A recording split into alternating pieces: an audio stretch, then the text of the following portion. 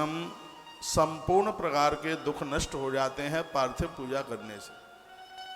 सुन लीजिए, मिट्टी के शिवलिंग बना करके उनको पूजन किया जावे तो क्या प्रभाव है इसका। अपमृत्यु हरम काल मृत्यु शापि विनाशनम। 1,00,000% ये बात सत्य है। जिन्होंने मिट्टी के शिवलिंग बनाकर उनका पूजन किया है उनकी अकाल मृत्यु नहीं होती।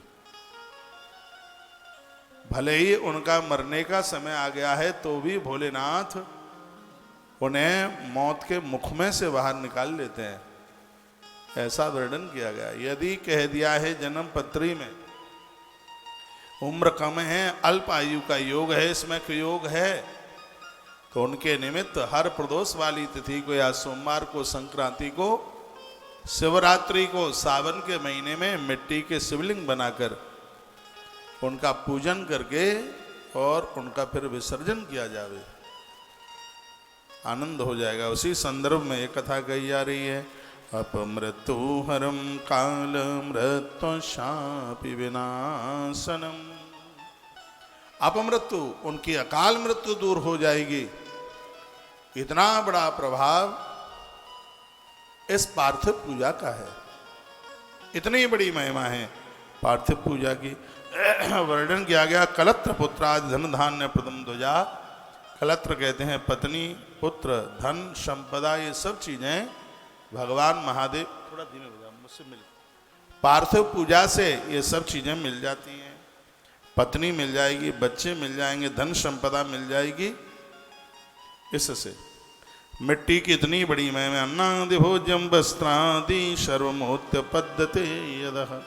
जो मिट्टी हमें अन्न देती है, वस्त्र देती है, पानी देती है, रहने को ठिकाना देती है, उस मिट्टी के शिवलिंग से भगवान शिव अति प्रसन्न होते हैं। ततो मृदादि प्रथमा पूजा अभिष्ट प्रदा हुई। भगवान शंकर की विविध प्रकार से पूजा की जाती है, लेकिन मिट्टी से शिवलिंग बना करके पूजा जाता है। इससे बड़ी कोई पूजा ही नहीं है भगवान महादेव की। सबसे बड़ी पूजा है, इसको पार्थिव पूजा कहते हैं। इसमें पार्थिव शिवलिंग जिनकी ऊंचाई अंगूठे के बराबर होती है और मोटाई उंगली के बराबर होती है, जिसकी ऐसे शिवलिंग बनाए जाते हैं। उसी का वर्णन किया है, पूछा गया है, कहा गया है पुरुषाणाम च नारीणाम अधिकारोत्र निश्चितम। इसमें स्त्री और पुरुष दोनों का अधिकार है। सबसे पहले यहाँ पर मिट्टी के शिवलिंग अपनी धरती पर वाणासुर ने बनाए, सहस्रबाहु अर्जुन ने बनाए। लंका से लौटती हुई माता जानकी ने बालू के शिवलिंग बनाए रामेश्वरम में, जो आज भी वहाँ सुरक्षित है। मात्र शक्ति के लिए तो मृत्यु लोक का वरदान है। मिट्टी के शिवलिंग बनाकर उनका पूजन करके फिर उनका विसर्जन कर दें। नद्याम तड़ागे कूपे वा जलांतर मृदमा हरेत। मिट्टी कहाँ से लाए? नदियों में से लाइए, सरोवरों में से लाइए, कुएं में से लाइए। संशोध्य गंध चूणे न पेशयता सुमंडपे। उस मिट्टी को पहले सुखाया जाता है, फिर बारीकी से पीसा जाता है, फिर उसको छाना जाता है, फिर उसमें राख मिलाई जाती है, फिर उसमें जल, गंगा जल और उसमें गन्ने का रस और गैया का, गौ माता का कच्चा दूध डाल करके फिर उसको माड़ा जाता है। बहुत लोग तो मिट्टी को पामों से खूंद खूंद करके तैयार करते हैं। ये कुंभकार के मटके नहीं बन रहे हैं, घड़े नहीं बन रहे, सब पामों से उसको खूंद खूंद के तैयार करें। इसको हाथों से ही तैयार किया जाता है। इसकी बहुत बड़ी महिमाएं हैं। ब्राह्मण यदि मिट्टी के शिवलिंग बनाता है तो उसके लिए मिट्टी सफेद रंग की होनी चाहिए। क्षत्रिय यदि शिवलिंग बनाता है तो उसकी मिट्टी है लाल रंग की होनी चाहिए। और यदि वैश्य शिवलिंग बनाता है तो उसकी जो मिट्टी है वो पीले रंग की होनी चाहिए। और कनिष्ठ वर्ण का व्यक्ति यदि शिवलिंग बनाता है तो उसकी वह जो मिट्टी है वो सांवली होनी चाहिए। ऐसा विधान बताया गया है। और आनंद की बात यह है, विधान तो ये है, फिर भी चारों वर्ण के लोग चारों तरह की मिट्टी से शिवलिंग बनाकर अपने जीवन को कृतकृत कर सकते हैं। किसी विशेष संकल्प के लिए आप शिवलिंग बना रहे हैं, यदि आपका जन्म ब्राह्मण घर में हुआ है तो श्वेत मिट्टी से शिवलिंग बनाइए। यदि आप क्षत्रिय घर में हैं तो लाल मिट्टी से बनाइए। आवश्य हैं तो पीली मिट्टी से, खूब पीली मिट्टी, लाल मिट्टी, श्वेत मिट्टी सब मिलती है। आप कनिष्ठ वर्ण के जीव हैं तो काली मिट्टी भी बहुत मिलती है, तो काली मिट्टी के द्वारा शिवलिंग बनाया जाए। सफ़ेद मिट्टी से शिवलिंग बनाया गया है, इसके द्वारा विद्या मिलती है। और लाल मिट्टी के द्वारा शिवलिंग बनाए गए हैं, इससे शरीर को शक्ति मिलती है, रोग समाप्त हो जाते हैं। पीली मिट्टी से यदि शिवलिंग बनाए गए हैं तो इससे व्यापार में वृद्धि होती है, धन मिलता है, धन बढ़ता है, खजाना बढ़ता है। और सांवली काली रंग की मिट्टी से शिवलिंग बनाए गए हैं तो इसमें आप पूरे जगत की, दुनिया की, परिवार की, माता पिता की सेवा करने वाले होते हैं। 4 प्रकार की मिट्टी से शिवलिंग बनाने की इतनी बड़ी महिमा है। संशोध्य गंध चूड़ेन पेशयत्वा सुमंडपे, मिट्टी को अच्छी तरह से सान करके, बना करके और उसको मंडप में रखिए, जिसमें कुत्ता बिल्लियां मुंह न मारे, शुद्ध उसकी पवित्रता बनी रहे। और आनंद की बात यह है कि सगरी बातें स्वयं भगवान शंकर अपने मुख से बोल रहे हैं। वो कहते हैं हस्ते न प्रथमाम कुर्या क्षीरेण सुसंकृताम, उस मिट्टी में दूध डालकर और अपने हाथों से इसको आप बनाते हैं। भोलेनाथ बड़े प्रसन्न होते हैं। हे ब्राह्मणों, मनुष्य को चाहिए वो गणेश, सूर्य, विष्णु, अम्बा, शिव, और शिव में भगवान शंकर की शिवलिंग की प्रतिमा, इनका यह पूजन करें और पूजा के फल की प्राप्ति के लिए षोडशोपचार से पूजन किया जाए। और वर्णन किया है कि हर प्रतिमा बनाकर उसके ऊपर एक चावल रखा जाए, तो इसकी और ज़्यादा महिमा है। भगवान भोलेनाथ को दीपदान से और तांबूल से भगवान को प्रसन्न कीजिए। दीप और तांबूल लिखा है, दीपा ज्ञानमवाप्नोति तांबूलान् भोगमाप्नुयात्।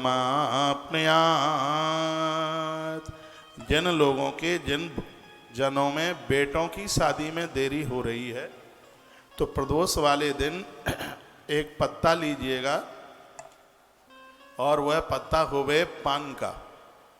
पान के पत्ते पर गुलकंद रखिए, पान के पत्ते पर नारियल के खोपरे का बुरादा रखिए, उसमें कत्था लगाइए, लौंग रखिए, इलायची रखिए, फिर उसका बीड़ा बना दीजिए। उसको बंद करके हर प्रदोष वाले दिन भगवान महादेव को चढ़ाइए। बहुत जल्दी से आपके घर में मलूक सी बहू चल के आ जाएगी, बेटे का विवाह बिल्कुल हो जाएगा। हनुमान जी पर पान का पत्ता चढ़ता है, हनुमान जी पर हनुमान जयंती को चढ़ाइए, मंगलवार को चढ़ाइए, शनिवार को चढ़ाइए। हमने वीडियो डाल दी है आज तुलसी तपोवन यूट्यूब चैनल और इंस्टाग्राम पर, उसको पढ़ लीजिए। कल हनुमान जयंती है तो यह उनको हनुमान जी को 2 पान चढ़ाइए, बीड़ा बना करके चढ़ाइए। तुम्हारी विपत्तियों का बीड़ा हनुमान जी चबा जाएंगे। जिस समय सागर का समुद्र का मंथन हुआ था उस समय देवताओं ने भगवान महादेव का पूजन किया था। पता है ये घूम रहा है, मालूम है? तो क्यों घूमता है रे? है?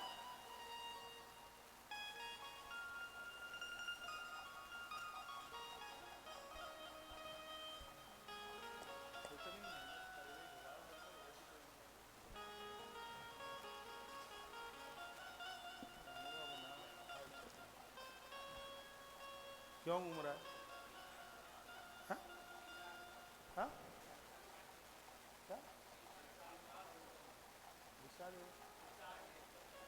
सवेरे तो पड़ गया, सवेरे तो पता ना पत्ती में रिचार्ज कराऊंगी।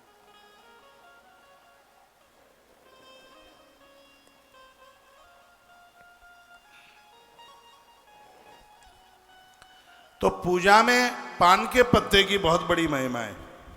तो इस ग्रंथ में भी लिखा हुआ है कि भगवान के लिए आप क्या क्या, दीपा ज्ञानमवाप्नोति ताम्बूलाद् भोगमाप्नुयात्।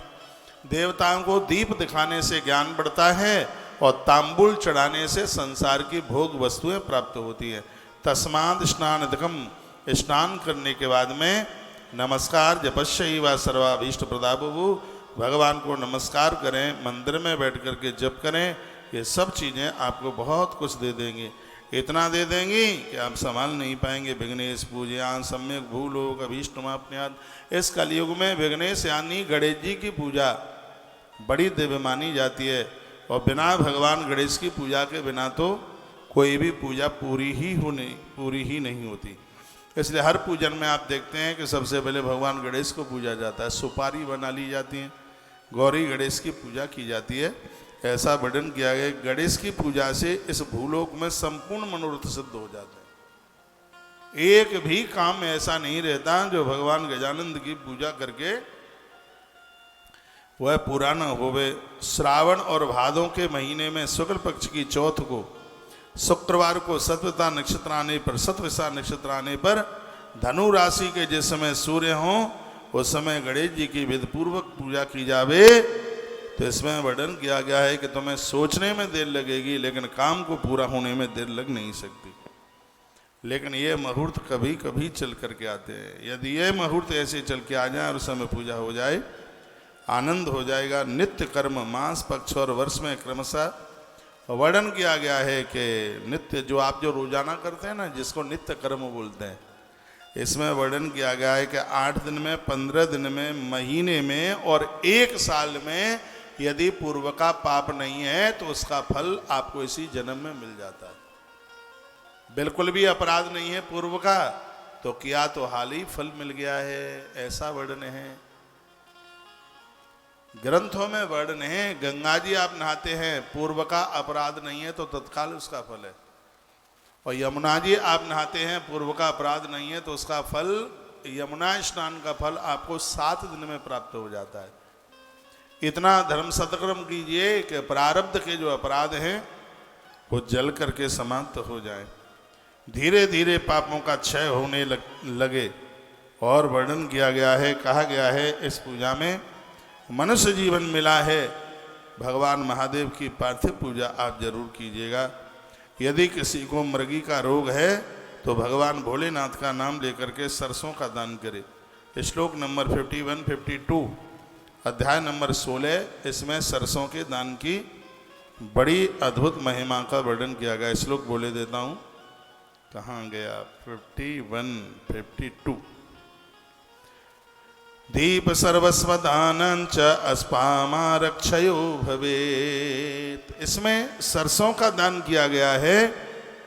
इससे सरसों के दान से मृगी का रोग समाप्त हो जाता है। सोमवार के दिन कृतिका नक्षत्र में शिव जी का पूजन करें। गृह क्षेत्र घर की सामग्री के दान से, घर की सामग्री क्या होती है, ईंट है, पत्थर है, लोहा है, ये सब चीज़ें जिसे गृह निर्माण सामग्री कहते हैं, इसका दान करने से इसकी भी बहुत बड़ी महिमा का वर्णन किया गया है। इसमें वर्णन किया, इससे महादरिद्रता समाप्त हो जाती है।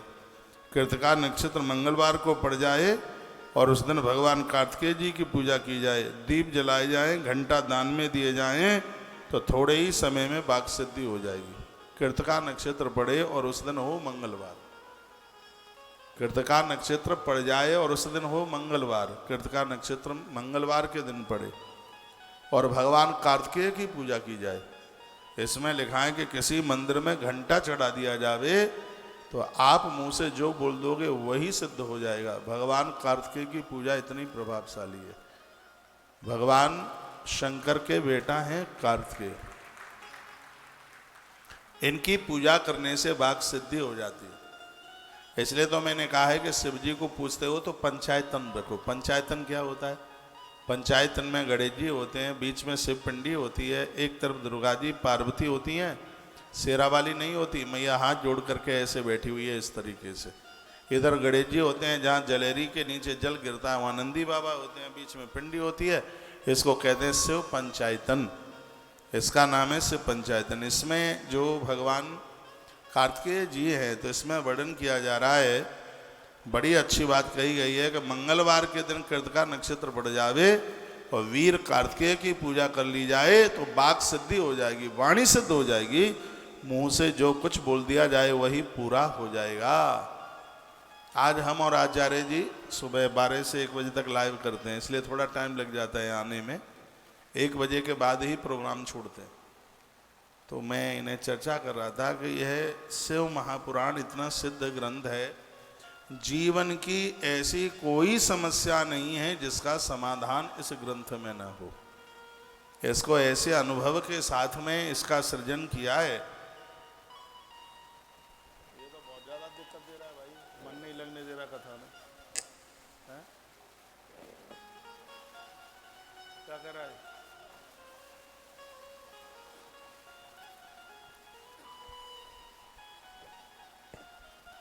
बोलिए भक्त वत्सल भगवान की जय हो। श्री हनुमंत बलवंत महाराज की जय हो। आज के आनंद की जय जय जय। श्री राधेश। तो दीप घंटादि दानव बही वाक सिद्धि रचार दा भवेत, वाक सिद्धि हो जाएगी। कृतका सौम्यवारेशु विष्णु वैय जन्म नाम ददंडोदन सदानम च सत्संतान करम भवेत। ऐसा श्लोक कल भी एक आया था। कृतका नक्षत्र बुधवार को पड़ जाए, ब्राह्मणों को भोजन कराने से, दही भात खिलाने से संतान की प्राप्ति हो जाती है।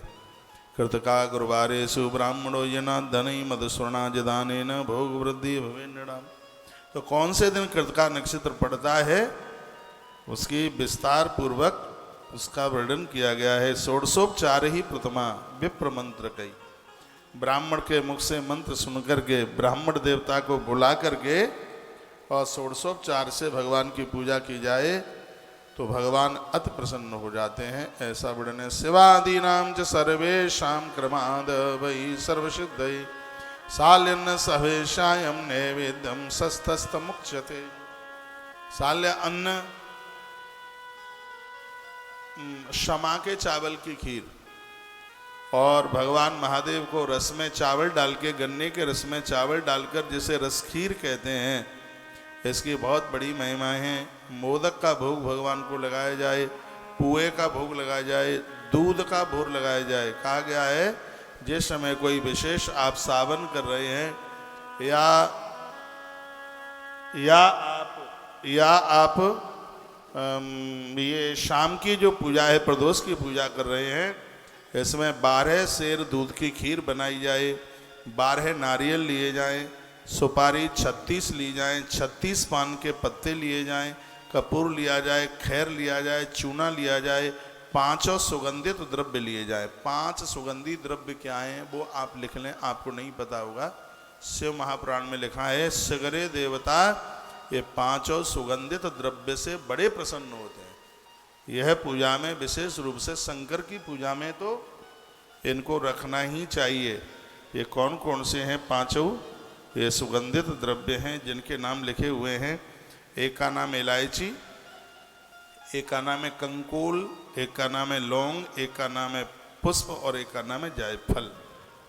यह भगवान को बड़ा प्रिय सुपारी, इसमें 36 पान के पत्ते, 36 कपूर, खैर, चूना, 5 प्रकार के सुगंधी द्रव्य इलायची, कंकोल, लौंग, फूल और जायफल, ये चीज़ें रखी जाएं। इस प्रकार से तांबूलों का बीड़ा बना करके समुद्र सामग्री, इसको महानैवेद्य कहते हैं। ये नैवेद्य नहीं है, ये महानैवेद्य है। इस महानैवेद्य का देवता को, महादेव को अर्पण करें। अपने अपने वर्ण के अनुसार उन देवताओं को जो आपके कुल के देवता हैं, जो आपके परिवार में पहले से देव पूजे जा रहे हैं, उनकी भी अवश्य में पूजा कीजिएगा। फिर इस प्रसाद को बांटने की बात कही है। भात का नैवेद्य लगाने से मनुष्य पृथ्वी का राजा हो जाता है। जो भगवान का चावल का भोग लगाता है, भात का भोग लगाता है, वह राजा हो जाता है। और महानैवेद्य का भोग लगाने से वह स्वर्ग को प्राप्त करने वाला हो जाता है। 1000 बार इस प्रकार महानैवेद्य को अर्पण से उसे सत्यलोक की प्राप्ति होती है और उसकी पूरी आयु होती है। वर्णन किया गया है कि 3000 बार नैवेद्य के दान को महापूर्ण कहते हैं, महापूर्ण नैवेद्य कहते हैं। 3000 गुना इसको, फिर तत्पश्चात कहा महापूर्ण के नैवेद्य को। फिर वर्णन किया गया कि इसके दान से पुनर्जन्म नहीं होता। कार्तिक के महीने में जब उत्तम दिन कोई विशेष तिथि पड़ जाती है, पूर्णमासी जैसे पड़ गई है, और उस दिन भगवान महादेव की पूजा करने से शनि की महादशा बिल्कुल शांत हो जाती है। ये आप लिख लें, आपको ध्यान नहीं रहेगा। कार्तिक में एक बहुत बड़ी पूर्णिमा पड़ती है जिसका नाम है गंगा पूर्णिमा, जो वैकुंठ चतुर्दशी के ठीक दूसरे दिन पड़ती है। इसमें भगवान शिव स्वयं अपने मुख से कहते हैं और भगवान शंकर कह रहे हैं तो वह बात तो बहुत ही ज़्यादा विशेष है। श्लोक नंबर 82 से लेके 84 तक अध्याय नंबर 16वां है। तो 82 से लेके 84 तक भगवान क्या कह रहे हैं? ऊर्जे मासी दिने पुण्डी जन्म नैवेद्यमाचरित संक्रांति पात जन्मक्षु पूर्णमाशाद संयुति अब्द जन्म दिने कुर्या जन्म नैवेद्यमुत्तमम मासांतरेषु जन्मक्षेणु पूर्ण योगा दिने पिचः वर्णन क्या मेलने चा सनिर्वापी तावत सहस्रमाचरित। वर्णन किया गया है कि इसमें 1000 फूल भगवान को चढ़ा करके इस नैवेद्य के द्वारा पूर्णमासी के दिन भगवान महादेव की पूजा कीजिए, आपकी शनि की दशा बिल्कुल शांत हो जाएगी। जन्म अर्पण फलम लभेत, आपका जीवन धन्य धन्य हो जाएगा, आपका जीवन कृत हो जाएगा, ऐसा वर्णन किया गया था। नैवेद्य की बात अभी मैं 2-3 दिन पहले भी मैं बोल चुका हूं। शर्मा जी राधे राधे, कैसे हैं आप?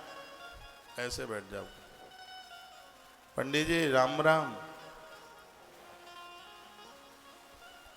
बोलिए बांके बिहारी लाल की जय हो। श्री हनुमंत बलवंत महाराज की। जय एक बात मेरी मान लो, मैं हाथ जोड़ के बता रहा हूं। ऐसे ग्रंथ में लिखा है कि उनके हर ग्रह की दशा शांत हो जाती है जो अपने जन्मदिन पर, तिथि पर, नक्षत्र में कल भी ये निवेदन किया था, जो देवी देवताओं को भोग लगाते हैं, जिनके घर में रोजाना भगवान का नैवेद्य भोग लगता है, परमात्मा सुरक्षा के रूप में खड़ा रहता है। आज मैंने टीवी पर तिलक चंदन की बात करी है, 12 बजे से 1 बजे तक, हो सकता है आप में से किसी ने सुनी हो।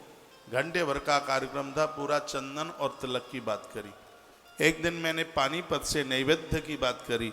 इसमें भी वर्णन किया गया है कि कार्तिक की पूर्णमासी को जो लोग भगवान महादेव का नैवेद्य भोग समर्पित करते हैं, इतनी सी चीजें, वो क्या क्या 36 पान है। अभी मैंने आपको निवेदन किया क्या क्या है उसमें। इसमें वर्णन है कि 12 सेर दूध, 12 पकाए हुए पुए, 12 तरह के व्यंजन, मूंग, घी, शहद, लड़ुआ, 12 तरह का अन्न, दही, 12 सेर दूध, 12 नारियल, सुपारी 36 पान के पत्ते, कपूर, खैर, चूना और 5 द्रव्य इलायची, कंकुल, लौंग, फूल और जायफल, ये चीजें रख करके बीड़ा बनाया जाएगा पान का। इसे महानैवेद्य कहते हैं। इन चीजों से कार्तिक पूर्णमासी को भगवान महादेव का पूजन करने से संपूर्ण प्रकार की शनि की महादशा शांत हो जाती है। इतना बड़ा प्रभाव इसमें वर्णन। बड़े आनंद की बात कही गई है। ये पूर्णमासी के दिन ये शनि की महादशा उतर जाती है। इसके द्वारा शंकर जी को नैवेद्य दान करने से व्यक्ति जन्म और मरण के फंदे से मुक्त हो जाता है। ये तो शिव पुराण की कथा है, इसलिए शंकर जी को नैवेद्य कहा गया है। नहीं तो हर देवता को नैवेद्य, पंचोपचार में भी नैवेद्य आता है।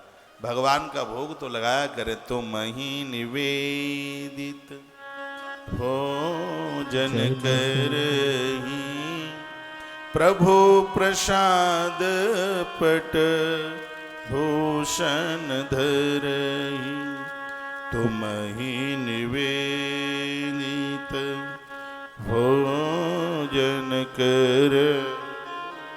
प्रभु प्रसाद पट भूषण धरहि, प्रभु प्रसाद पट भूषण धरहि। 103 नंबर के श्लोक में वर्णन किया गया कि जो भगवान को भोग लगाते हैं, परमात्मा धरती पर किसी भी वस्तु से उस जीव को असमर्थ नहीं रहने देता। ऐसा वर्णन किया गया है, ऐसा कहा गया है इस श्लोक में। 103 नंबर का श्लोक है, बड़ा अद्भुत है यह। इसमें वर्णन है कि जो भगवान को भोग लगाते हैं, परमात्मा उनके जीवन में किसी भी प्रकार की कमी नहीं रहने देता। जन्म जंतु मृत्यु जन्म प्रसाद प्रपद्यते, जन्म मरण के बंधन से बचने के लिए हर व्यक्ति को भगवान के चरणों से जुड़ करके रहना चाहिए। हमें और आप पूरी धरती का मालिक बना दिया जाए, तो भी ईश्वर के बिना कभी भी हमारा काम नहीं चल सकता। शंकर के भक्तों को, पुजारियों को कहा गया है, जब आप महादेव की पूजा करते हैं तो आदित्यवार यानी रविवार के दिन पंचगव्य से स्नान करिएगा। पंचगव्य पांचों चीजों को मिला करके और आप स्नान करें। श्लोक नंबर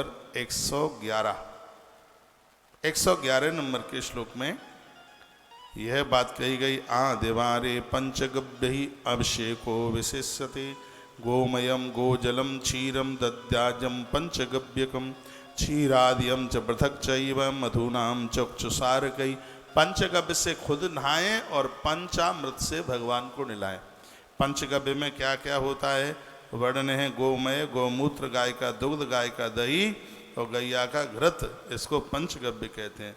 गौ दुग्ध आदि से पृथक पृथक स्नान। पहले स्नान करते हुए देवताओं को स्नान कराएं, शहद से, गन्ने के रस से, गौ माता के दुग्ध से। यह भगवान को स्नान कराने की बात बताई गई है। चावल की खीर का भगवान को भोग लगाया जावे। इधर उधर भटकने की जरूरत नहीं पड़ेगी, परमात्मा ऐसे कल्याण कर देगा। इन सब चीज़ों का इतना प्रभाव है, इतना कुछ मिल जाएगा जिसके लिए आप सोच भी नहीं सकते कि हमें इस छोटी सी उम्र में कितना कुछ मिल गया। इधर उधर भटकने की जरूरत नहीं पड़ेगी। भगवान शंकर का ओम नमः शिवाय जप करें, जो 36 करोड़ जप कर लेता है वह निश्चित रूप से भगवान महादेव का दर्शन कर लेता है, ऐसा वर्णन है। 36 करोड़ ओम नमः शिवाय जिसने जप कर लिया, साक्षात भगवान महादेव का उसने दर्शन कर लिया। भगवान शंकर के जितने भी मंत्र हैं महादेव को प्रसन्न करने के लिए ओम नमः शिवाय, इससे बढ़कर के कोई दूसरा मंत्र है ही नहीं।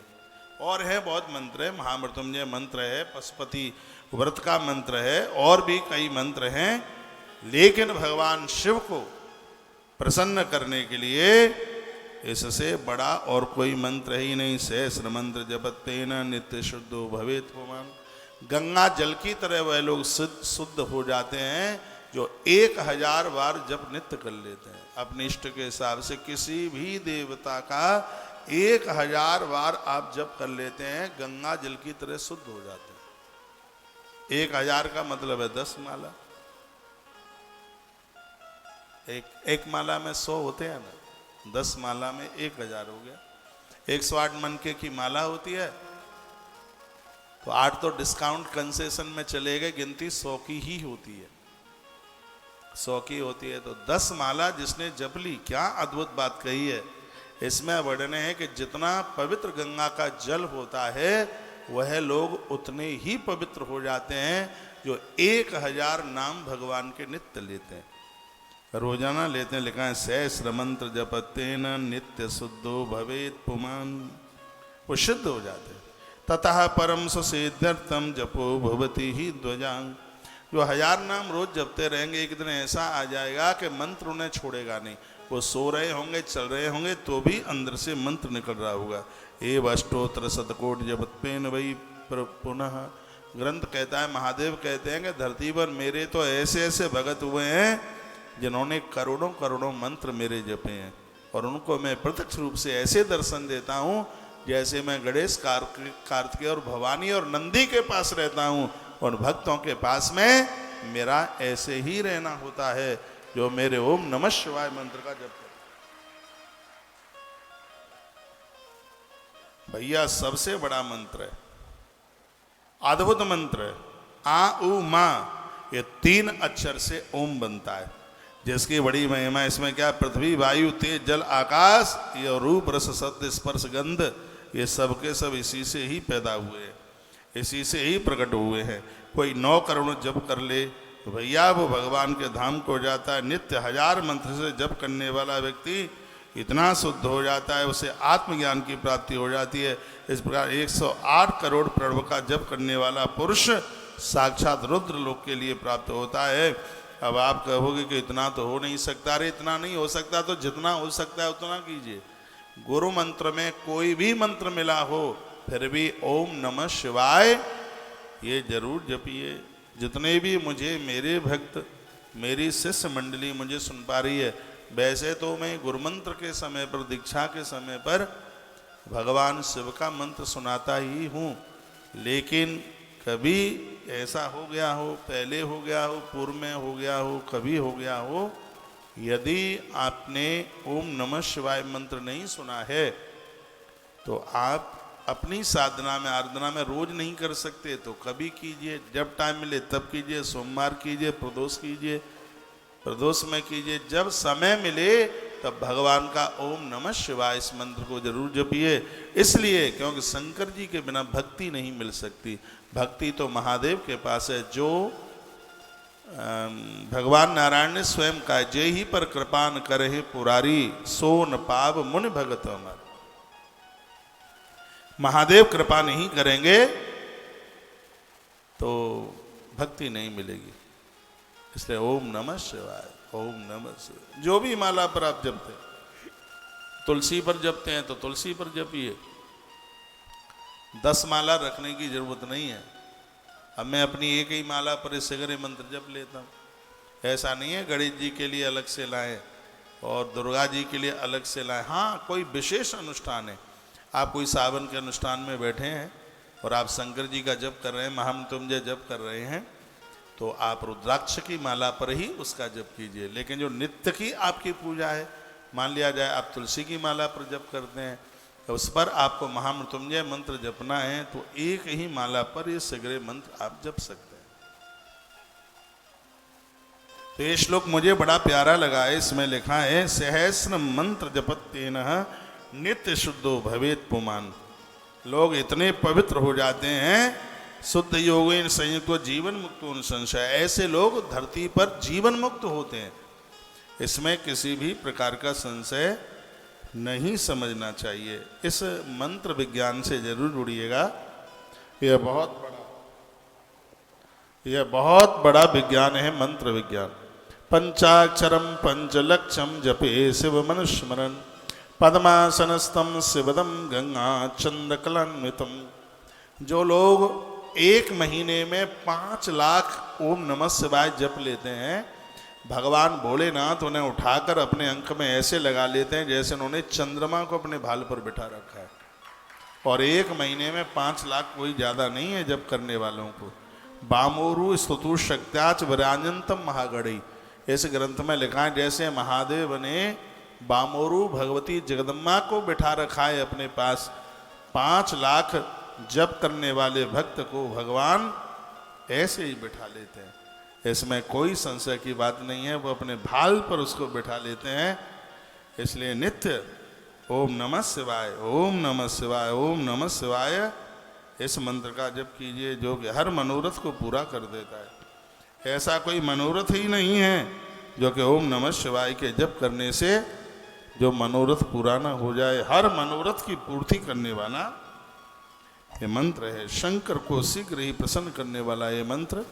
बोलिए शंकर भगवान की जय हो। जय जय श्री राधे श्री राधे श्री राधे श्याम। सतकोटि मनम जपत्वा पंचोत्र मंत्रता। श्री मनोजी महाराज ने तो 100 करोड़ जप कर लिया था। इतना बड़ा जब पूरी सृष्टि के सृजन में इस महापुरुष ने माता शतरूपा, हो क्या बात कही गई है। उन्होंने 23,000 वर्ष तक तप किया था। रामायण में आता है 23,000 साल किसे कहते हैं, इतना लंबा उन्होंने तप किया। भगवान महादेव के बड़े परम भक्त थे और उनकी कृपा से उन्होंने परमात्मा को दशरथ बनकर प्रभु श्री राम जी के रूप में उन्हें प्राप्त कर लिया। शक्ति लिंगम च देवीम च मत्ता सम शिव रूपकम। यह पूरी प्रकृति शिव और शिवा के ऊपर टिकी है। जहाँ नीचे जलेरी होती है वह माता पार्वती का रूप है। शिवलिंगम नाद रूपम बिंदु रूपम तो शक्तिकम, और शक्ति में समाया हुआ और जो शिव पिंडी है वो साक्षात पुरुष का रूप है। इस प्रकृति और पुरुष के ही द्वारा पूरी सृष्टि का सृजन हुआ है, इसके अलावा और कुछ भी नहीं है। इसी के द्वारा धरती आकाश पाताल जितनी भी वस्तुएं हैं, जो भी कुछ है, वो सब इसी से प्रकट हुआ है। तो कहा गया है कि मंत्र सिद्धि 5 लाख जप करने से ओम नमः शिवाय में सिद्धि आ जाती है, क्योंकि इसमें 5 अक्षर है। 5 लाख पर इसका एक पुरुषण हो जाता है।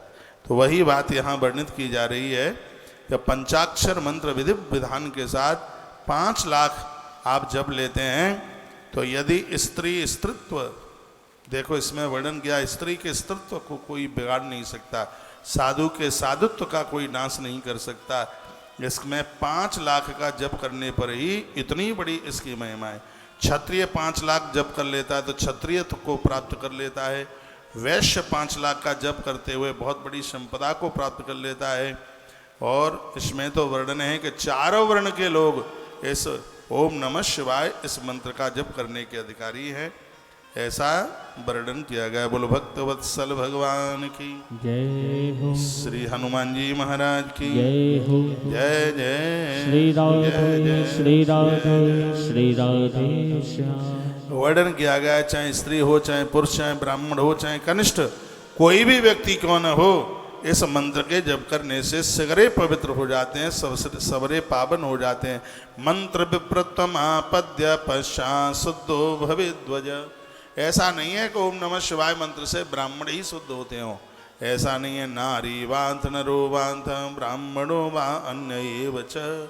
चाहे नारी हो, चाहे पुरुष, चाहे ब्राह्मण हो, चाहे कोई दूसरी जाति का हो, नमुन्तम वा नमः पूर्वम मातुरम सर्वदा जपेत। इसमें वर्णन किया है कि जैसे डूबता हुआ व्यक्ति पानी में डूब रहा हो, वो छट पड़ाता है नदी के किनारे को पकड़ने के लिए, ऐसे ही भगवान की पूजा के लिए जप करने के लिए रोज ऐसे ही फटफड़ाते रहिए। जब पूजा लेट होती है तो अंदर से तकलीफ होनी चाहिए, अरे इतनी देर हो गई अभी तो हम भगवान को नहला ही नहीं पाए, हम तो जप ही नहीं कर पाए। और जिस दिन जप छूट जाता है और हमें उस बात का एहसास ही नहीं होता, तो इसका मतलब है नौटंकी कर रहे थे, ड्रामा कर रहे थे। जिस दिन सुंदरकांड छूट जाए, रोज करते हैं छूट जाए, हनुमान चालीसा छूट जाए, पूजा करते हैं और कोई पूजा आपकी छूट जाए, यदि अंदर से तकलीफ हो रही है, अंदर से आप गिड़गिड़ा रहे हैं, परेशानी हो रही है, तो इसका मतलब है कि आपकी पूजा को भगवान ने स्वीकार किया है, तब ये पोजीशन बनी है। यह 17 नंबर के अध्याय में शिव पुराण में ये बात कही है। और आप 40 साल से कोई पूजा कर रहे हैं और अचानक छूट गई किसी कारणवश, और आपको उसका छूटने का कोई भी फर्क नहीं पड़ा, तो इसका मतलब है सब ढोंग ड्रामा हो रहा था, कुछ भी नहीं, इसमें कोई भी परिपक्व बात नहीं थी। तो यहाँ पर यही बात बताई गई है, इसी बात के लिए बोला गया है कि जिसी कारणवश यदि कभी पूजा पाठ छूटती है और उसमें आप विचलित होते हैं, तो समझ लीजिएगा कि देवताओं ने आपकी पूजा को स्वीकार किया है। तथा स्त्रीणाम तथैवयम् गुरु निर्देशयत क्रमात्। कोई भी मंत्र हो, कालिका पुराण में भी लिखा था, जो भी कोई मंत्र आप जपते हैं तो प्लीज उसको गुरुदेव के निर्देशन में ही जपिए, नहीं गलती हो जाएगी। सबसे पहले तो मंत्र का अर्थ समझ लें, उच्चारण समझ लें, नहीं तो ऐसा हो जाएगा। एक किसी व्यक्ति की घरवाली ज़्यादा बीमार होती थी, तो वो किसी महात्मा जी के पास गया और कहा, गुरुजी घरवाली ज़्यादा बीमार है, कोई मंत्र बता दो। उन्होंने मंत्र बता दिया कि भार्याम रक्षत भैरवी, यानी माँ दुर्गा हमारी पत्नी की रक्षा करे, और बेटा इतने समय में इतना जप कर लेना। उसे 27 दिन का टाइम दिया। वो घर पर आया, बोलता है कौन 27 दिन, इसको 5 ही दिन में पूरा कर दीजिए। उन्होंने यही तो कहा कि इतना जप कर लो। तो उसने उच्चारण किया, भार्याम रक्षत भैरवी, भार्याम रक्षत भैरवी, और जैसी स्पीड बढ़ाई तो मुंह में से निकले कि भार्याम भक्षत भैरवी। सो 3 दिन के बाद में पत्नी ऊपर चली गई पधरा करके। दौड़ता दौड़ता गया गुरुजी के पास, गुरुजी से कहा, गुरुदेव पहले बीमार रखी थी और तुमने तो ऐसा मंत्र दिया है कि वो तो लुढ़क पुढ़क होकर के ऊपर चली गई। गुरुजी ने कहा, ऐसा नहीं हो सकता, मैंने मारने वाला मंत्र नहीं, मैंने जीवित रखने वाला मंत्र दिया था। क्या मंत्र तूने उच्चारण किया? तो उसके मुंह से वही निकला कि भार्याम भक्षत भैरवी। तब गुरुजी ने कहा, पगले कहीं के, मैंने ये बोला था कि भार्याम रक्षत भैरवी, भार्याम रक्षत भैरवी, माँ जगदम्बा भवानी काली मेरी पत्नी की रक्षा करे। दुर्गा कवच का है यह मंत्र, भार्याम रक्षत भैरवी। किसी के घर में घरवाली बीमार है, घरवाला बीमार है, घर में और कोई बीमार है, दुर्गा कवच का पाठ करने से, राम रक्षा स्तोत्र का पाठ करने से आरोग्यता मिल जाती है। तो इन सब मंत्रों में थोड़ा जल्दीबाजी न हो, उसको समझिए। उसको ये मंत्र विज्ञान बहुत बड़ा विज्ञान है। क्या सुंदर लिखा है, जैसे हाथी को अंकुश बस में कर लेता है, उसी प्रकार से मंत्र भगवान को अपने बस में कर लेता है। तो मंत्र तो बहुत बड़ा विज्ञान है। तो वर्णन किया गया है कि तत्तः स्त्रीणाम तथैवो यः गुरु निर्देशयेत् क्रमात्। चाहे स्त्री हो, चाहे पुरुष, चाहे बच्चा हो, चाहे बूढ़ा, उसे अपने गुरुजनों के निर्देशन में ही मंत्र का जप करना चाहिए। यह नहीं किसी किताब में मिल गया तो अपने आप उसको जपना शुरू कर दें, तो ये बिल्कुल फलदायी नहीं होगा, कभी फलदायी नहीं होगा। ये इस ग्रंथ में लिखा हुआ है। गुरुजनों के आप निर्देशन में, भले ही उनके सानिध्य में नहीं है, लेकिन उनके निर्देशन में, वो दीक्षा के समय में सब बताते हैं, माला ऐसे पकड़ो, इस दिशा में बैठो, ऐसे जप करो, सब बताते हैं। साधका पंच लक्षांते स्व प्रीति अर्थ में वही वर्णन किया गया है। साधक जिस समय 5 लाख इसका जप कर लेता है तो भगवान शंकर उसके ऊपर बहुत प्रसन्न हो जाते हैं। शिव रूप मंत्र धारणा शिव वही शिव भक्ता शरीरे ही शिवे तत्परमो भवेत्। भगवान शंकर के विग्रह में वह लोग वास करते हैं जो हर रोज नमः शिवाय, ओम नमः शिवाय मंत्र का जप करते हैं। इसकी इतनी बड़ी महिमा है, इतनी बड़ी इसकी महिमा का वर्णन किया। ऐसे शंकर जी हैं, शक्तिम बेरम च लिंगम चाही लेखा माया ये जेत, जिनके शिवलिंग और शरीर दोनों की ही पूजा होती है, ऐसे भगवान महादेव हैं।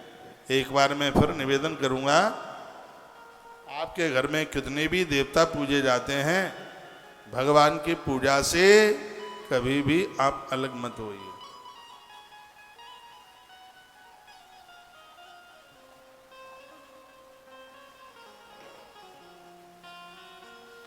कितनी सुंदर बात कही है, जो कि मैं आपको पहली बार निवेदन कर रहा हूं। शिव भक्त के नाभि के नीचे का भाग जो जप करते हैं ना, जो नाभि के जो नीचे का भाग है, वहां ब्रह्मा जी बैठते हैं।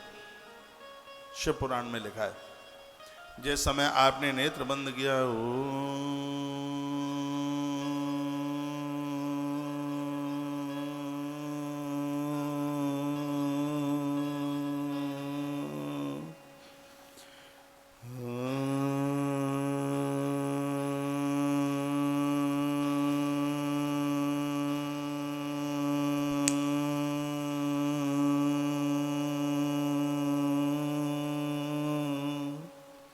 इसमें वर्णन है कि जिस समय आप ओमकार का उच्चारण करते हैं, आपकी नाभि के नीचे, चाहे स्त्री हो चाहे पुरुष, ब्रह्मा जी आके बैठ जाते हैं। नाभि से लेकर के कंठ तक भगवान विष्णु का वास होता है। और वर्णन किया है कि उसका मुख साक्षात महादेव का शिवलिंग रूप प्राप्त कर लेता है, साक्षात उसका मुख काशी बन जाता है, उसका मुख इतना पवित्र हो जाता है। एक बार फिर निवेदन करूंगा, आप जैसे ही गुरु मंत्र ये ध्वनि शुरू करते हैं, जैसे ही आपने ओमकार का उच्चारण किया, तो आपकी नाभि के नीचे का जो हिस्सा है वो ब्रह्मा के रूप में, नाभि से लेकर के कंठ तक का जो स्थान है वह भगवान विष्णु के रूप में, और जो मुख में साक्षात मुख शिवलिंग बन जाता है, और उस मुख में आकर साक्षात भगवान महादेव आकर के विराजित हो जाते हैं। ये जप करने का, ये नास्तिक लोग हैं, उनके लिए तो सब यही है, अरे इन सब चीज़ों से क्या होता है। ऐसा नहीं है। क्या होता है, ब्रह्मा जी सृजन, नाभि के नीचे ब्रह्मा जी आकर के बैठते हैं, उस व्यक्ति से सृजन की क्रिया कराते हैं। बच्चों को जन्म दे देना यही सृजन नहीं है, इस प्रकृति के लिए बहुत कुछ काम किए जा रहे हैं। ये सब इस जप का ये प्रभाव है। ब्रह्मा जी बैठ करके और उससे सृजन का कार्य कराते हैं, और नाभि से लेके कंठ तक भगवान नारायण आकर के बैठकर उससे लोगों के भरण पोषण का काम कराते हैं।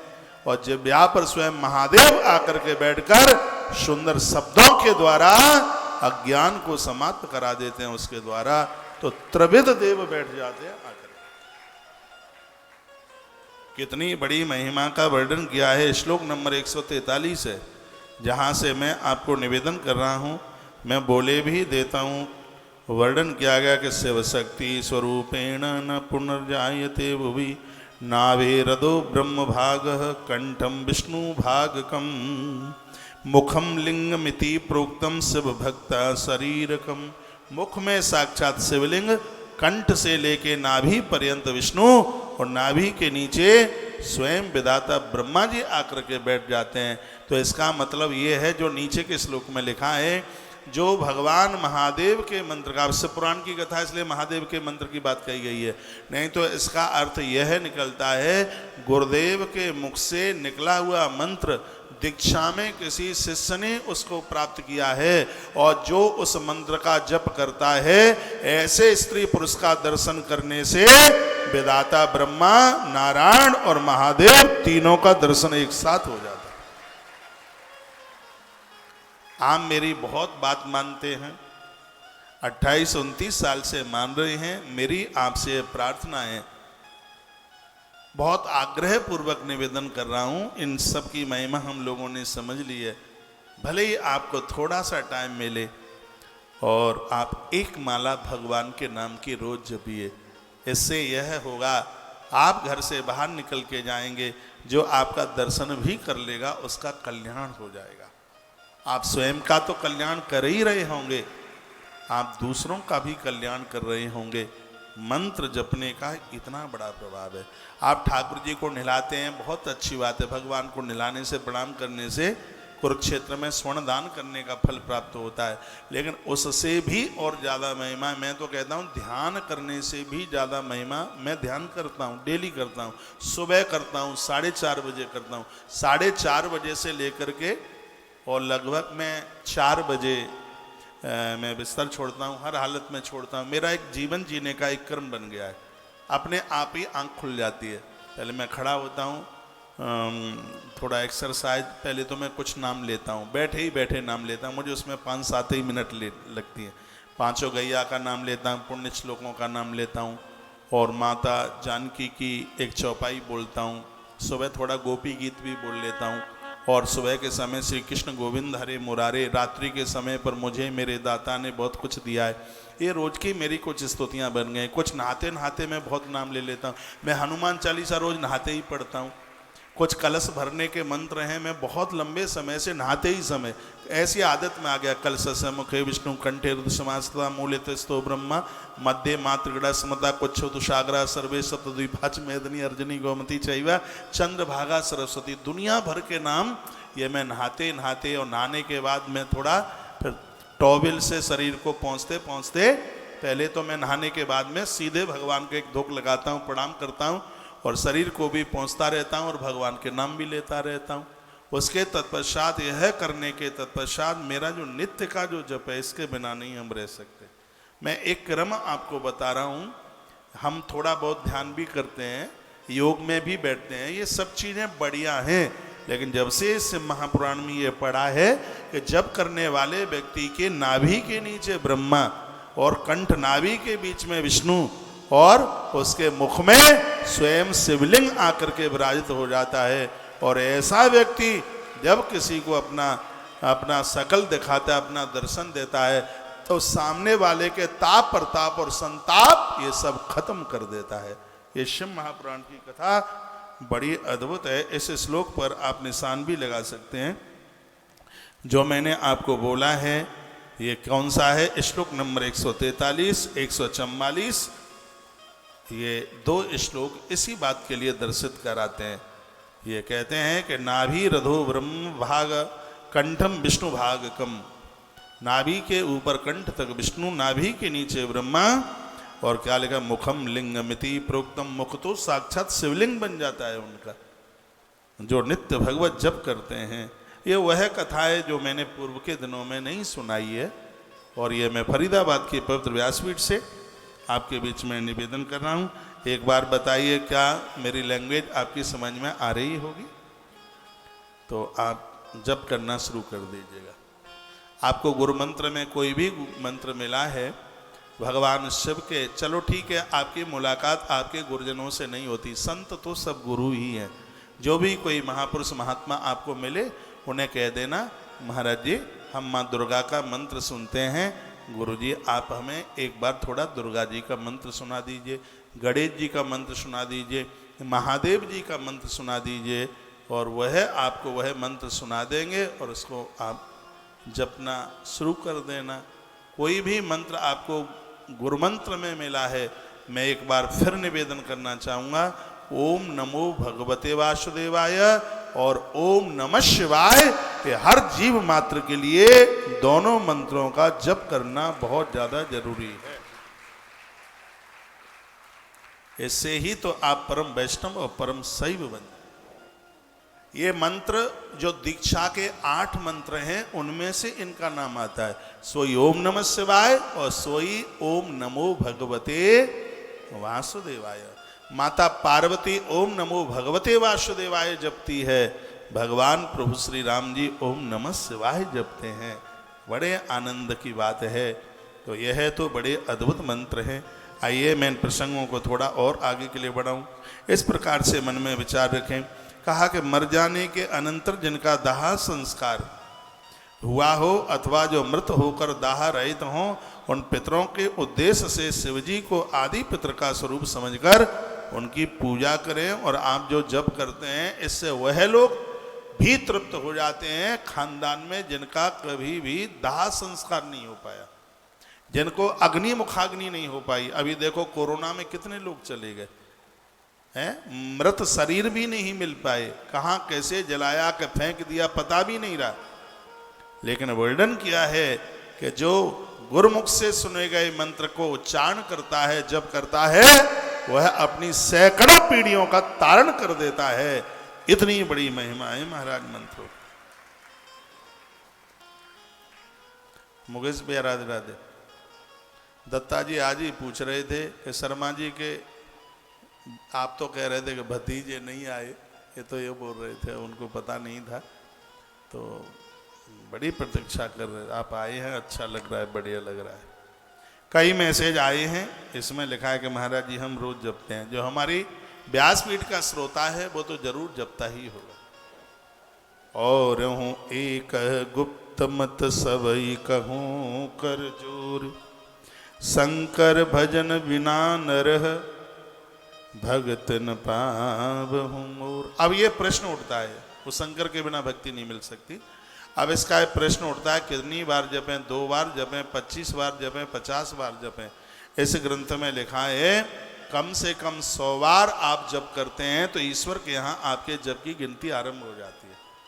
एक माला, कोई तो बात रही होगी जब 108 मनके की माला बनाई है, कोई तो इसका विधान रहा होगा जब 108 मनके की माला बनाई है। 108 ही मनके की क्यों बनाई है, इसकी भी बड़ी अद्भुत इसकी जानकारी। इसमें 8 है प्रकृति, प्रकृति के 8 ही तत्व हैं। क्या क्या है इसमें? 5 तो इसमें रूप रस शब्द स्पर्श और गंध 5 तन्मात्राएं। 6वीं बुद्धि है इसमें, और 7वीं इसमें अविद्या है। मन है 8वां। तो ये 8 अंक को माना गया है जीव प्रकृति। 0 है इसमें माया और 1 है इसमें ब्रह्म। 8 जब 1 में मिलता है, 0 का तो कोई अस्तित्व है ही नहीं, 8 जब 1 में मिलता है तो वह अपने आप में पूर्ण हो जाता है जीव। ऐसा एक 9 का ही अंक है जो कभी घटता नहीं है, बराबर रहता है। आपने पहाड़े पढ़े हों तो मेरे संग पढ़ के देखिए। 9 1 9, 9 दूनी 18। 18 को दोनों अंकों को जोड़ दो तो 9 बन जाता है। 9 3 27, इसमें 7 2 को जोड़ दो तो 9 बन जाता है। 9 चौक 36, इसमें 6 3 को जोड़ दो तो 9 ही बन जाता है। 9 पहिए 45। पहाड़े पढ़े हैं कभी? 5 4 जोड़िए तो 9 बन जाएगा। 9 6 54, 5 4 बोलो तो 9 बन जाएगा। 9 7 63, 6 3 जोड़ो तो 9 बन जाएगा। 9 8 72, 7 2 जोड़ो तो 9 बन जाएगा। 9 9 81, 8 1 जोड़ो तो 9 बन जाएगा। इसके अलावा और कोई अंक ले लीजिए, या घट जाएगा या बढ़ जाएगा। जैसे 8 को ही ले लीजिए, 8 1 8, 8 दूनी 16, 16 को आपस में जोड़ दो तो 7 ही बनता है, 1 घट गया। 8 3 24, 4 2 को जोड़ो फिर 1 घट गया, वो 6 ही बनता है। 8 4 को 32, 3 2 को जोड़ो तो 5 ही होता है, फिर घट गया। एक ऐसा सिर्फ अंक 9 का है जिसको जोड़ देते हो तो अपने आप में बराबर होता है। इसका मतलब है जो कम से कम 108 बार रोज भगवान का जप करते हैं वो जीवन में कभी घटते नहीं, वो अपने आप में पूर्ण आनंद में रहते हैं, उनके आनंद में कभी भी कमी नहीं आती। इसलिए कम से कम 1 माला, ज़्यादा से ज़्यादा जितना हो जाए कम से कम 1 माला भगवान के लिए रोजाना अति प्रसन्नता के लिए जप करना शुरू कर दीजिए। आज से ही शुरू कर दो। कल आप कहोगे आज से ही, हाँ, भगवान के भजन में देरी क्यों? ये तो फिर ऐसी बात हो जाएगी, किसी गांव में आग लग जाए, हम पंडित जी के पास जाएं, पंचांग खोलो, गांव में आग लग गई है, कौन से मुहूर्त में बुझाएं? तो मुझे लगता है कि गांव में आग लग गई हो तो पंचांग खुलवाने की जरूरत नहीं है, बाल्टी उठाओ, पानी डालना शुरू कर दो, आग बुझाओ। इस शरीर में भोगों की आग लगी है, भजन रूपी पानी पटकना शुरू कर दो। इसको क्या भरोसा है इस जिंदगी का, साथ देती नहीं है किसी का। श्वास का तो पता नहीं है, जो चली गई है वो लौट करके भी आवेगी कि नहीं पता भी नहीं है। उठ जाग मुसाफिर भोर भई, अब रैन कहाँ तू सोबत है, जो सोबत है वे होवत है, जो जागत है सो पावत है। बोले भक्त वत्सल भगवान की जय। अब जग जाइए और भगवान के काम में लग जाइए। भोर में थोड़ा जल्दी से जागिए, 20 साल उम्र मिल जाएगी, सगरी बीमारियां खत्म हो जाएंगी, टेंशन खत्म हो जाएंगे। भोर में जागने के इतने बड़े फायदे हैं। नहाइए धोइए, एक्सरसाइज कीजिए, भगवान का बंधन पूजन कीजिए। एक श्लोक बड़ा अद्भुत है इसमें, शिवस तथा प्रकृत्यादि वशीकृतादि तिष्ठति। जो भगवान शिव की पूजा करते हैं पूरी दुनिया को अपने वश में कर लेते हैं। जो देवी देवताओं की पूजा करते हैं, मंत्र जप करते हैं, पूरी दुनिया को अपने वश में कर लेते हैं। इसमें बिल्कुल भी संशय वाली बात नहीं है, बिल्कुल भी संशय वाली बात नहीं है इसमें। आज हमने चंदन के बारे में कुछ, जो तिलक आप लगाते हैं उसके बारे में वर्णन किया। उसमें वर्णन था जो श्यामा बिंदी रखते हैं वो शांति देती है, जो लाल तिलक लगाते हैं ये दुनिया को अपने बस में कर लेते हैं, जो पीला चंदन लगाते हैं वो पूरे जगत से सम्मान प्राप्त कर लेते हैं, उनको सम्मान श्री, उसको विभूति मिलती है। और जो सफ़ेद तिलक लगाते हैं वो मोक्ष को प्राप्त होते हैं। आज हम पूरा तिलक की ही बात करते रहे। हमारे पूर्व के लोग हो सकता है उतने पढ़े लिखे ना रहे हों, लेकिन उनको समझदारी बहुत थी, उन्हें जानकारी बहुत थी। अरे यहाँ तक वर्णन किया गया था कि ऐसे उंगली से आप तिलक लगाते हैं तो ये शांति देती है, बीच वाली उंगली से आप लगाते हैं तिलक तो ये आपको आयु देती है ये, और ये वाली जो उंगली है ये तो जब त्रिपुंड लगाते हैं तभी इसको प्रयोग में लिया जाता है, वैसे नहीं इसको लिया जाता प्रयोग में, ना जप में लिया जाता। तो आज काफ़ी ऐसी बातें बताई गई। यहाँ बड़ा सुंदर सा लिखा गया है और इसमें कहा गया है कि जो भगवान शिव की पूजा करते हैं, भगवान महादेव को मानते हैं, वर्णन किया है कि पूरी धरती को वो अपने बस में कर लेते हैं, पूरी दुनिया खिंचती हुई उनके पास चल करके आ जाती है। इतनी बड़ी महिमा है। जो भक्ति पूर्वक शिव शक्ति का पूजन करेंगे, शिव भक्त पूजन करेंगे, वह शिव स्वरूप होकर सदैव कल्याण प्राप्त करते रहेंगे। यह वेद का ये मंत्र है। तो इसमें वर्णन किया अगन्यास करन्यास के साथ में, और भगवत आराधना इसमें आपने शिव पार्थिव पूजा के बारे में सुना, और ओम नमः शिवाय इस मंत्र के बारे में सुना जो बड़ा अद्भुत है। वो लोग बड़े बड़भागी हैं, भाग्यशाली हैं जहाँ पति और पत्नी दोनों के विचार मिलते हो। नहीं तो ये बहुत कम होता है। पत्नी को भजन पूजा पाठ अच्छा लगता है तो पति को बढ़िया नहीं लगता। मैंने ऐसे बहुत घरों में देखा है जहाँ पर पति और पत्नी दोनों ही धर्मात्मा हैं, जैसे माता कौशल्या, माँ कैकेयी और महाराज दशरथ, बहुत ज़्यादा धार्मिक। और जीवन की सबसे बड़ी संपदा है, जीवन की सबसे बड़ी संपत्ति है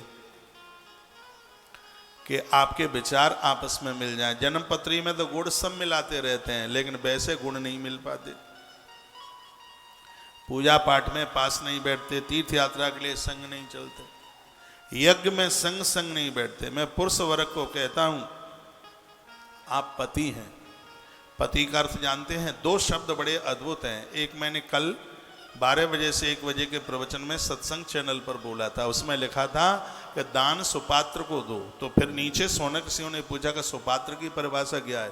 कहा जो दानी का पतन होने से बचा ले उसे पात्र कहते हैं, उसे सुपात्र कहते हैं। दान उसी को दो जो हमें हमारा पतन होने से हमें बचा ले। इसलिए कहा है कि सुपात्र को चाहे जिसको दे दो, नहीं बेटी चाहे जिसको नहीं दी जाती, गैया चाहे जिसको नहीं दी जाती, और लोगों का आप सहयोग कर सकते हैं, लेकिन दान तो आप सुपात्र को ही दे पाएंगे। तो वहां सूत जी महाराज को सोनक सिंह ने पूछा, स्कंद पुराण की कथा है, कि ये पात्र आपने कहा है तो सुपात्र की परिभाषा क्या है? कहा जो दानी का पतन होने से उसे बचा ले उसे सुपात्र कहते हैं। तो उसमें वर्णन है। तो महात्मा याज्ञवल्क्य ने अपनी याज्ञवल्क्य संहिता में पति शब्द की व्याख्या करी है। वो कहते हैं कि पति किसे कहते हैं? जो पत्नी को पतित होने से बचा ले वह पति है। जो उसको अज्ञान से बचा ले, उसको नरक से बचा ले, संसार के कष्टों से बचा ले, ये पति की परिभाषा है। तो मैं बहुत बार कहता हूं कि पुरुषों को, नारी धार्मिक होती है, घर में इतने पूजा पाठ करती है और आप उसमें व्यवधान करते हैं, लड़ाई लड़ते हैं, कहते हैं कि तुझे ये सब कुछ करना ही था तो मीरा ही बन जाती, तूने शादी विवाह काहे क्यों किया? पति तो वह होता है। एक कहीं किसी किताब में 100 सेरे की बात मैं पढ़ रहा था, बहुत पुराना टाइम हो गया है, जिसमें नारी 100 सेरे का दान करती है। मैंने एक आध बार चर्चा भी की है। उसमें पुरुष लोग उसका सहयोग करते हैं। तो उस समय देवता उसके ऊपर फूलों की वर्षा करते हैं। आप पति को आप पत्नी को धर्म कर्म से अलग मत कीजिए। आप उसके धर्म कर्म में आप उसका सहयोग कीजिए, और आप उसका सहयोग करते हैं तभी आप पति कहलाने के अधिकारी होते हैं। ऐसा बड़ा जीवन का पता नहीं है कौन कितने समय का है भैया। जो लोग 3 वर्ष पहले हमारे साथ में थे और आज नहीं है, चाहे हमारे पास हो आपके पास हो, उनको पता भी नहीं था कि हम 2023 की हनुमान जयंती नहीं देख पाएंगे, नहीं पता था। जिंदगी उम्र बिल्कुल मुट्ठी भर है, कब क्या हो जाएगा पता नहीं है। मैं आप सबको आग्रह पूर्वक निवेदन करूंगा, कोटिम तक्ताम हरिस्मरेत, करोड़ों कार्यों को करने से पूर्व भगवान से जुड़ करके भगवदीय आराधना कीजिए। हाँ, सब संगठित हैं। आप पत्नी भी स्वस्थ है, आप भी स्वस्थ हैं, बच्चे भी आपका संग दे रहे हैं, तीर्थ यात्रा कर लो, धाम कर लो, ये सब आनंद कर लो। माला जड़ी हुई होती है तो कितनी बढ़िया लगती है, और वही बिखर जाए फिर मन का ही उठाते रहो। माला बिखर गई है, ये जीवन कब बिखर जाए पता नहीं है। अब ये सदा हुआ है, इसमें रोग नहीं है। भजन कर लो, ये बुढ़ापे में कोई भजन भजन नहीं होता। कफ जम जाता है, खांसी हो जाती है, घुटने काम देते नहीं है, बैठा जाता नहीं है, सीढ़ियों पर चढ़ा जाता नहीं है, आंख में दिखता नहीं है। अभी स्वस्थ हैं और भजन का आनंद तो इसी आयु में है, इसी उम्र में।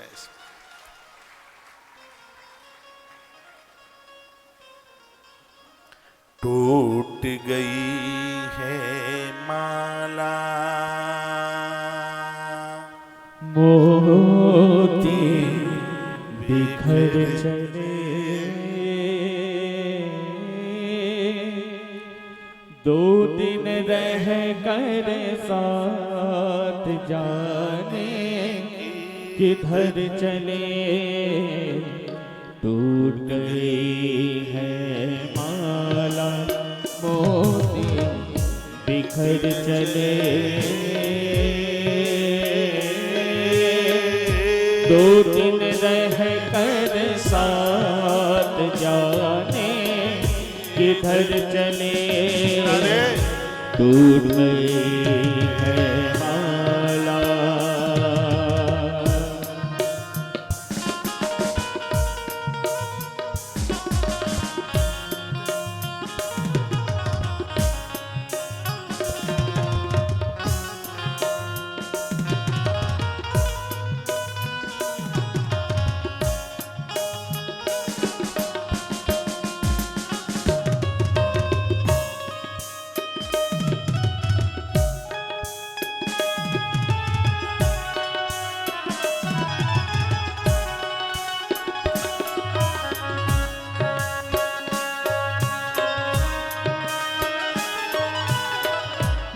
मिलन की दुनिया छोड़ चले आज विरह में अपने हो मिलन की दुनिया छोड़ चले आज विरह में अपने खोए खोए नैनों में है उजड़े उजड़े सपने उजड़े उजड़े सपने मिलन की दुनिया तो चले आज विरह में अपने खोए खोए नैनों में है उजड़े उजड़े सपने उजड़े उजड़े सपने याद की कठरी लिए झुकाए नजर चले दो दिन रह कर साथ जाने किधर चले टूट गई है माला मोती बिखर चले दो दिन रह कर साथ जाने किधर चले टूट गई है माला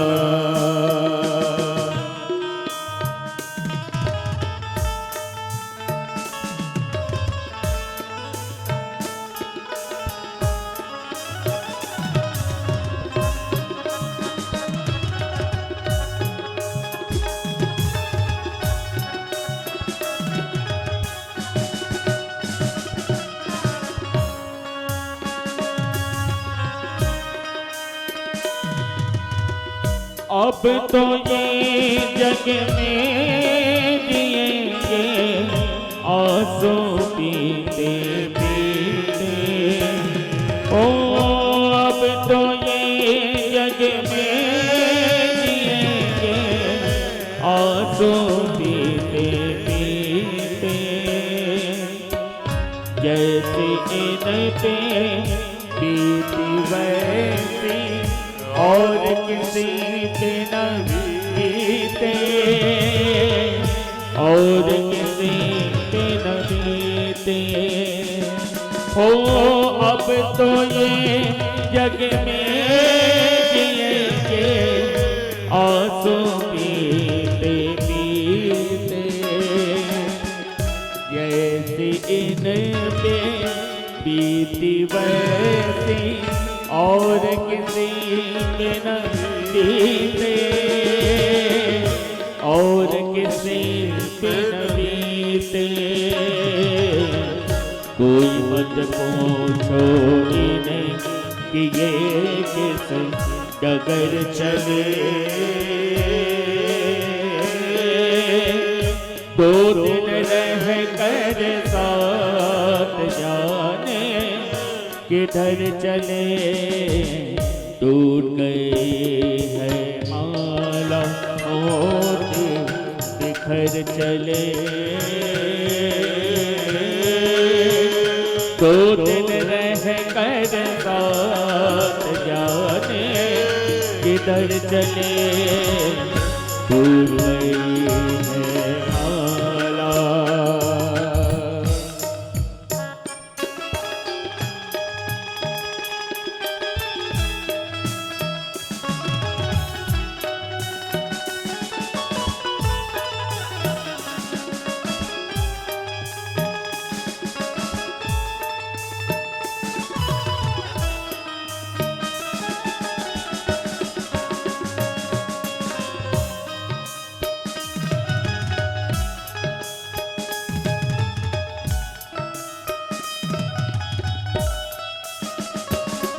हो मिलन की दुनिया छोड़ चले आज विरह में अपने मिलन की दुनिया छोड़ चलेंगे आज विरह में अपने खोए खोए नैनों में है उजड़े उजड़े सपने उजड़े उजड़े सपने मिलन की दुनिया छोड़ चले आज विरह में अपने खोए खोए नैनों में है उजड़े उजड़े सपने उजड़े उजड़े सपने याद की गठरी लिए झुकाए नजर चले दो दिन रह कर साथ जाने किधर चले दूर गई है माला मोती बिखर चले दो दिन रह कर साथ जाने किधर चले दूर गई है माला टूट गई है माला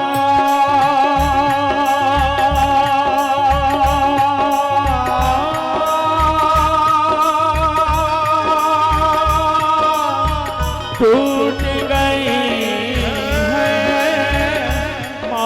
माला टूट गई है माला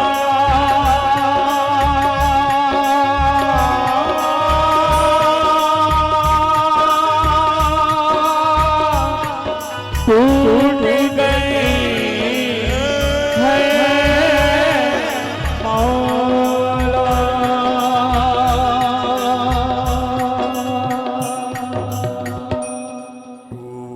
गई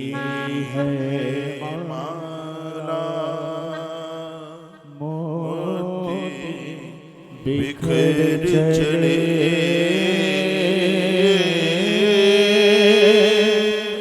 दो दिन रह कर साथ जाने किधर चले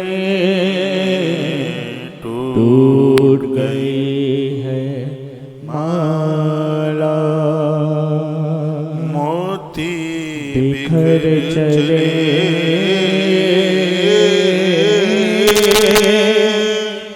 दो दिन रह कर साथ जाने किधर चले टूट गई है माला। बोलिए शंकर भगवान की जय हो। भगवान शंकर का शिव अभिषेक करने से ऐश्वर्यम पौरुषम विद्या अणिमा अष्ट सिद्धिदम पौरुष मिलता है, ताकत मिलती है और 8 प्रकार की सिद्धियां मिल जाती हैं। अणिमा गरिमा महिमा ये 8 प्रकार की सिद्धियां हैं। कुछ भी न हो व्यक्ति रोज भगवान महादेव का अभिषेक करता रहे उसको 8 सिद्धियां मिल जाएंगी। अध्याय नंबर 18 श्लोक नंबर 46 इसमें वर्णन है ऐश्वर्यम पौरुषम विद्या अणिमा अष्ट सिद्धिदम पौरसत्व मिल जाएगा उसे ऐश्वर्य मिल जाएगा, विद्या विभूति मिल जाएगी और उसको 8 प्रकार की सिद्धि मिल जाएगी। यह भगवान महादेव की आराधना पूजा इतनी आनंद देने वाली, इतना आनंद कर देने वाली। पर्वतम पौरुषम प्रोक्तम भूतलम प्राकृतम विदु वृक्षादि पौरुषम गेह गुल्मादि प्राकृतम विदु। पर्वत हो, पानी हो, अग्नि हो, जीव जंतु कोई भी हो, शिव की आराधना करने वाले से सब स्नेह करते हैं। अब इसमें बड़ा अद्भुत अद्भुत वर्णन किया गया है। कहा गया है कि स्फटिक का जो शिवलिंग है और वाणलिंग नर्मदेश्वर, इसको क्षत्रिय लोग और ऐसी माताएं तो सबके ही लिए, वो माताएं जिनको पति नहीं है, जिनकी मांग में सिंदूर नहीं रहा, उनके लिए भगवान नर्मदेश्वर और स्फटिक के शिवलिंग बड़े कल्याणकारी हैं। स्फटिकम बाणलिंगम च सर्वेशम सर्व कामदम, ये तो सबके ही लिए, लेकिन इनके लिए क्षत्रिय और वह नारी विधवा नाम प्रवृत्ता नाम स्फटिकम पर कीर्तितम, 51 नंबर के 51 नंबर के श्लोक में लिखा हुआ है, उनके लिए बड़ा प्रभावशाली है। स्वर्णलिंगम तो वैश्यानाम महाधन पतित्पदम, वैश्यों के लिए बहुत ज़्यादा धन प्राप्ति के लिए, जिनको धन चाहिए वो सोने का शिवलिंग बना करके पूजा करे, और जिसको अपने इष्ट का दर्शन चाहिए वो नर्मदेश्वर भगवान को अपने घर में पूजे। भगवान नर्मदेश्वर बड़ी महिमाएं उनकी, बहुत ज़्यादा महिमाएं। शुद्ध स्फटिकलिंगम तो स्त्रीणाम तत्सर्वभोगदाम, जो नारी स्फटिक के शिवलिंग पर पूजा पाठ आराधना करती है उसको संसार के भोग मिल जाते हैं, और जो नारी बाणलिंग नर्मदेश्वर पर पूजा करती है उसे भगवान मिल जाते हैं, उसे परमात्मा मिल जाते हैं। संसार की वस्तु के लिए पारदेश्वर और स्फटिक शिवलिंग बड़ा प्रभावशाली है। भगवान के भजन में मन लगे, भगवत दर्शन हो, उसके लिए बाणलिंग नर्मदेश्वर भगवान बहुत ज़्यादा प्रभावशाली है। इसलिए हमने ये देश के कितने घरों में, मुझे लगता है कि लाखों के घरों में, अब हजारों में बात नहीं रही, लाखों की संख्या में भगवान नर्मदेश्वर भक्तों के घरों में पहुंचाए। कहाँ से तुम ढूंढ ढांड करके लाते, बाजार में मिल भी जाता तो ये चीज़ें कहाँ से आती, जिनको पूजा पाठ किया गया, अभिषेक किया गया उनका, और ऐसे शिवलिंग आपके घर में पहुँचे। युवावस्था, वृद्धावस्था, बाल्यावस्था, स्फटिक नर्मदेश्वर ये बड़े प्रभावशाली हैं। संसार के भोग की इच्छा वाले माताओं को स्फटिक के शिवलिंग, और भगवान की प्राप्ति के लिए वाणलिंग यानी नर्मदेश्वर भगवान का पूजन करना चाहिए। वर्णन किया गया है, कहा गया है इसमें पूजा के उपरांत शिवलिंग को देखो कितनी सुंदर बात कही है। जैसे आपको कहीं जाना है और शंकर जी को अपने संग लेके जाना है, महादेव को जो जितनी भी प्रतिमा है, चर प्रतिमा है, एक होती है अचल और एक होती है चल। चल का मतलब जिनको कहीं भी आप उठा के लेके जा सकते हैं। तो इसमें लिखा है पूजा के उपरांत इनको डिब्बी में, संदूक में, थैले में रखने में किसी भी प्रकार का कोई दोष नहीं लगता। यह श्लोक नंबर है आपका 55।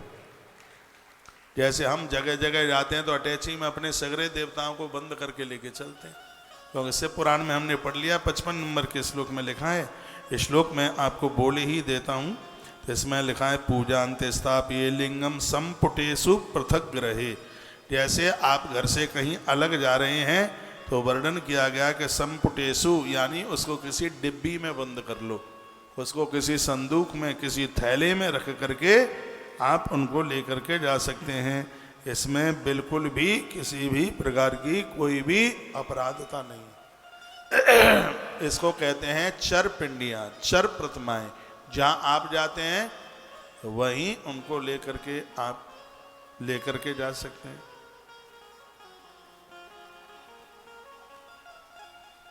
निवृत्ति मार्ग में रहने वाले लोग भी, जिन्हें कहीं किसी दुनियादारी से मतलब नहीं है, ग्रंथ में लिखा है कि वह भी भगवान शंकर की पूजा करते हैं। शिव की पूजा इतनी अद्भुत है, वर्णन किया गया है। अग्निहोत्र से उत्पन्न हुआ भस्म वेदांगनिज भस्म के नाम से उसे जाना जाता है, जो यज्ञ से तैयार किया गया है। ऐसे भस्म को भगवान महादेव के ऊपर चढ़ाइए, नहीं तो लकड़ी जला करके, उपले कंडे जला करके वो जो भस्म तैयार करते हैं उसको शिवाग्निज भस्म कहते हैं। कपिला गैया के गोबर को जला करके और उससे राख तैयार की गई है। समी का पेड़ जला करके राख तैयार की गई है। अश्वत्थ पीपल का पेड़ जला के, पलाश का पेड़ जला करके, और वट बरगद का पेड़ जलाकर, और बेल, इनको पेड़ों को जला करके जो राख तैयार की गई है इसको शिवाग्नि भस्म कहते हैं। शिवाग्नि भस्म, एक बार फिर निवेदन करूं, ये बड़ी अद्भुत है। क्या क्या है इसमें वर्णन इसमें किया गया है। कहा गया है कि इसमें समी के पत्तों, वो समी की लकड़ी को जलाकर, बरगद को, पलास को और बेल को जला करके, और गैया के गोबर के उपले, कपिला गाय का गोबर, और उस गोबर की आपने राख बनाई है। समी के पेड़ को जला के राख बनाई, और आपने पीपल और पलास और बरगद और बेल, इनकी राख को सेवाग्नि भस्म कहते हैं। भगवान महादेव बड़े प्रसन्न होते हैं। इस भस्म को बड़ा पवित्र माना गया है, और बताया गया कि भस्म सीधे नहीं, पहले भस्म को सूती वस्त्र में छाने। इसको बना के 65 नंबर के श्लोक में ये बात कही गई है। मैं बोले देता हूँ। दर्वाग्नोपादयित काष्ठम शिवमंत्रम समुच्चरेण सम्यक संशोध वस्त्रेण, इसको वस्त्र में इसको छाने, फिर इसको किसी घड़े में रख लें, इसको मिट्टी के पात्र में रख लें, किसी मिट्टी के पात्र में इसको रख लें। इस प्रकार की जो भस्म है ये भगवान शिव को चढ़ाई जाती है। भगवान भोलेनाथ अति प्रसन्न हो जाते हैं। भस्म है महामृत्युंजय मंत्र के द्वारा भगवान शिव के ऊपर चढ़ाइए, बड़ा आनंद कर देती है, क्योंकि भगवान शिव को भस्म अति प्रिय है। स्वान जिस भस्म को सूंघ गया है वो चढ़ाने के लायक नहीं है। स्वान, कुतरा, बिल्लियाँ जिस चीज़ में अपना मुंह लगा जाएं, वो कोई भी चीज़ भगवान को चढ़ाने के लायक नहीं रहती।